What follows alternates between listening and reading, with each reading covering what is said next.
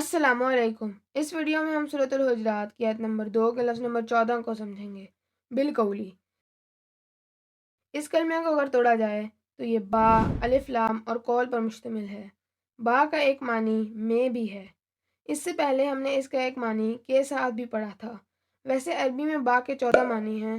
کون سا معنی استعمال ہوگا یہ جملے کا سیاق و سباق بتائے گا۔ یہاں پر اس کا معنی میں ہے۔ یہ ایک علامت ہے اور اسے ہم نے سرخ رنگ سے ظاہر کیا ہے۔ الف لام تو خاص کرنے کی علامت ہے، یعنی یہ جس کلمے کے شروع میں آئے گی اسے خاص بنا دے گی۔ اسے ہم نے نیلے رنگ سے ظاہر کیا ہے۔ قول، اس کا مطلب ہوتا ہے گفتگو۔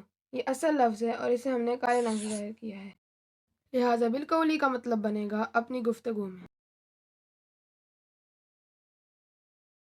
یہاں یہ بات بھی غور طلب ہے کہ عربی کا لفظ قول اور اردو کا لفظ قول دونوں کا مادہ کاف، واو اور لام ہے اور دونوں کا مطلب گفتگو ہے، لہٰذا قرآن مجید کا لفظ قول اردو کا لفظ قول بنا ہے۔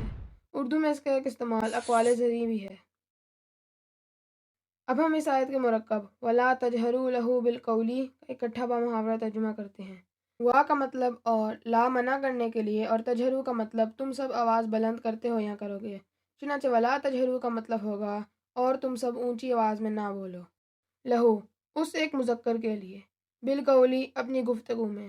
ویسے وا، لا، تجہرو اور لہو ان سب کو ہم اپنی پچھلی ویڈیوز میں سمجھ چکے ہیں، تو اب لہو بالقولی کا مطلب بنے گا ان کے حضور اپنی گفتگو میں، اور اس طرح ولا تجہرو لہو بالقولی کا مطلب ہوگا اپنی گفتگو میں ان کے حضور اونچی آواز میں نہ بولو۔